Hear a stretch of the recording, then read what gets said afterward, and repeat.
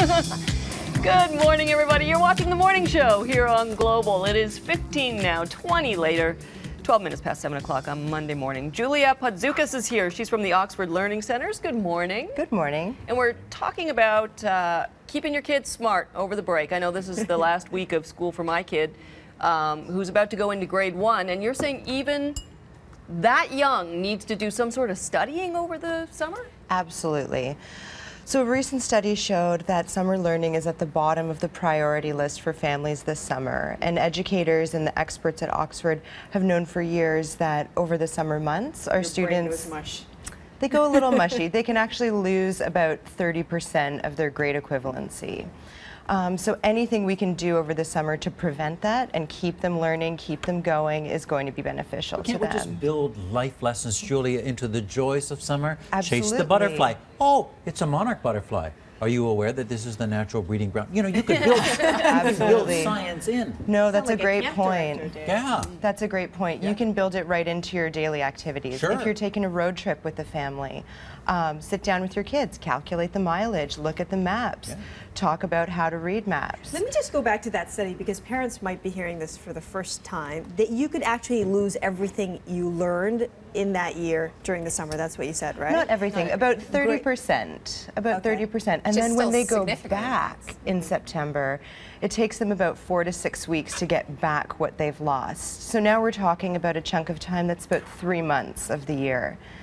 So at what point because we're talking about just trying to work it in sort of organically, but at what point do you think you bring your kids to a center like yours where it needs to be more formalized?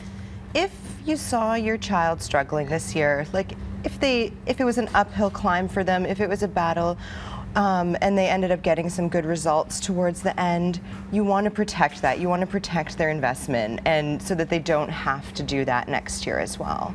So get them in their new grade, confident, strong, happy, that kind of stuff. So I remember being in school, we get a reading list in the summer. So does this mean that in addition to sort of having those books that you'd read for the summer, you want people to do math or to do science? Oh, no.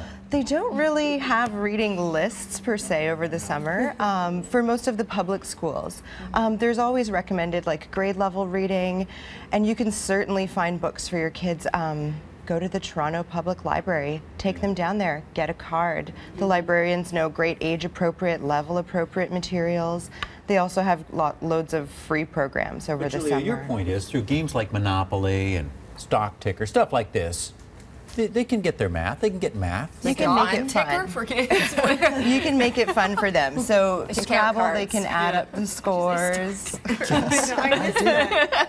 Some poker. Okay, all right. Because normally these things only come out when the rain hits and the parents go, what are we going to do with these kids? Yeah. Well, Scrabble's great. Spelling, vocabulary. Exactly. Spelling, vocabulary. Counting, adding up scores, keeping track of things. Monopoly is great for counting, counting money. Crash edition. I haven't seen that one. Yeah, okay. Yeah. Or just science, like Dad likes ice. Dad likes ice in this class. Did you know that ice is formed by, when you come back, I'll tell you how ice is formed. Yes. Well, ultimately, like, you can do it very sort of organically and work it into your everyday, but realistically, to protect them from the summer brain drain, they need to spend about 2 to 3 hours per week doing something academic. So reading, anything like that. And what if I guess you have to try to make it fun through the games and things. So you don't want your kid to feel like they're being punished in any way. That they, you know, all the other kids are out running around and they have to stay in and do. Yeah, and I think like if parents are relaxed and positive about it, it rubs off on the children. Like they're really more capable of much more than we give them credit for, and learning itself is motivating. So it's not a punishment if they're gaining. I mean, you took your child to see the Picasso exhibit. I did. This is a perfect example. Yeah. In a way. Yeah, and I kind of just tried to roll with it, you know? Like, we made it through the Picasso exhibit at the AGO, which is enormous, in about 10 minutes. Kid speed.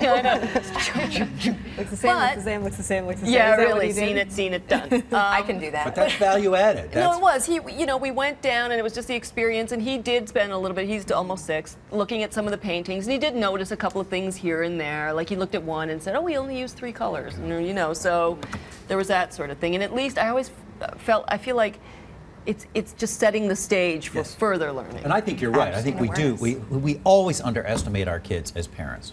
You find this out years later when you go, oh, I had no idea they were actually listening when I was saying that, and then you see it come back at you. Yeah. Yeah. So that's an investment. You have to make it. What's that game that looks like it's in the little popcorn thing? So this one is specifically for our little guys who are just emergent readers. Good for children going into grade 1, and it's sight words for them to learn. And it's just sort of presented in a fun little way. So working on them getting some of their basic grade 1 vocabulary down, simple words that they should be able to read at that level, so they can enter the classroom feeling confident. Super. Well, thank you so much. My Julia pleasure. Puodziukas, she is from the Oxford Learning Center's How to Keep Your Kids Smart During the Summer. Good talking to you. Thanks very much. We're going to take a short break. We'll be right back.